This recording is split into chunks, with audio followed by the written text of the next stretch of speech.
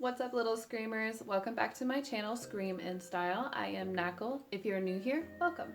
Welcome to my dark, scary basement. But here on this channel, we talk all about horror and create looks at the end of the video. Let's get to the review and the look.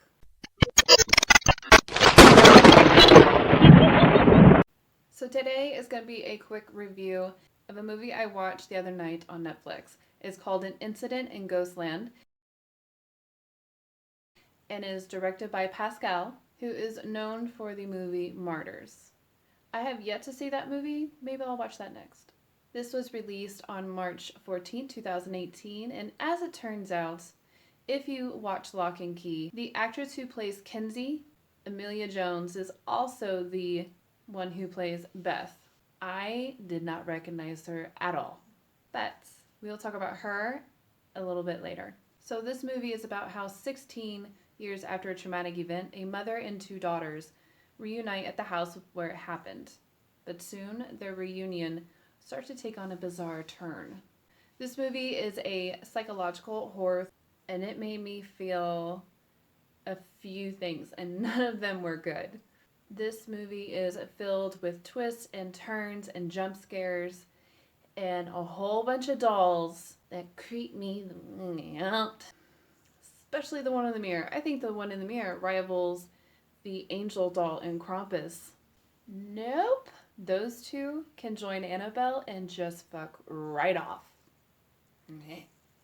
And speaking of the feelings, of the negative feelings that made me feel, early on it was revulsion from the main perpetrator when he does crotch sniffing.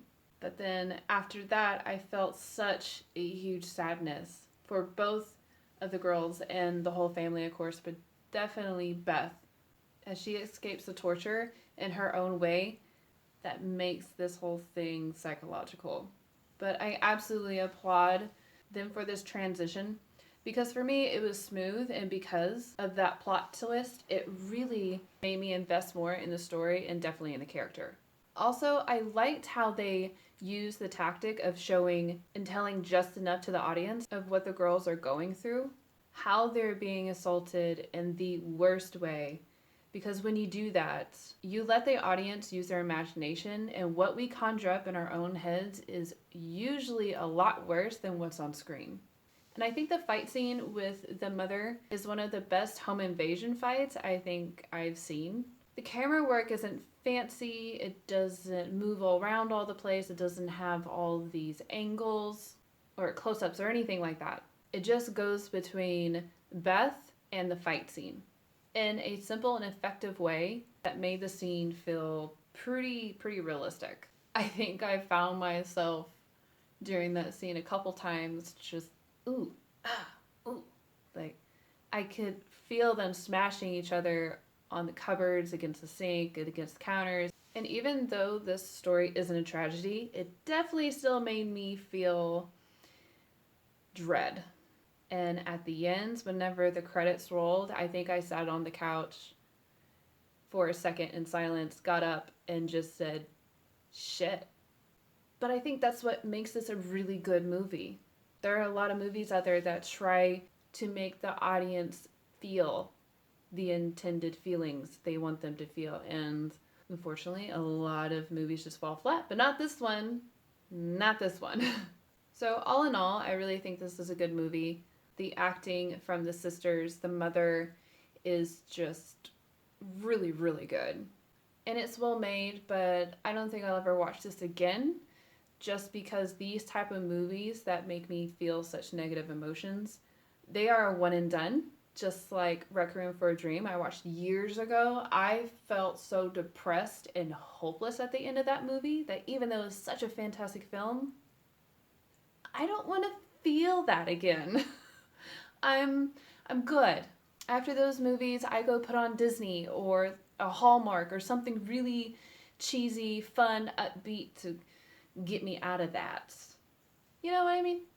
However, I will say the con to this movie is it is problematic when it comes to its villains, because it's such a disappointment, because some, if not most, will see this duo of villains to be seen as offensive, as these characters have been portrayed in past media as unwell, evil, and just not good people. And with this movie, it continues to be portrayed that way. And I mean, personally, I've never associated someone of a certain community or someone who has disabilities as the sole representative for that group. Because every group and community on this earth have bad seats. There are bad people in every group. But sadly, a lot of people can't discern fantasy of film and media from real life. They think what is on screen is true.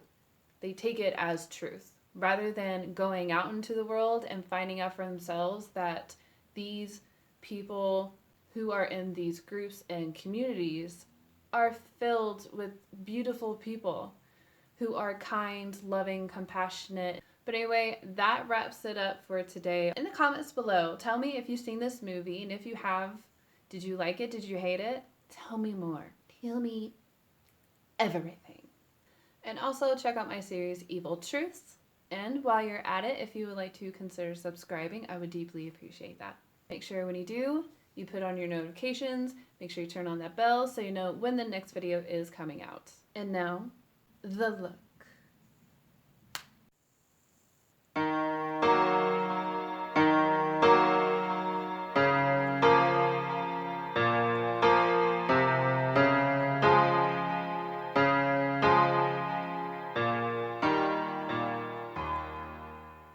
Thank you guys so much for tuning in. Have a wonderful rest of your day, week, month. Be well and stay awesome.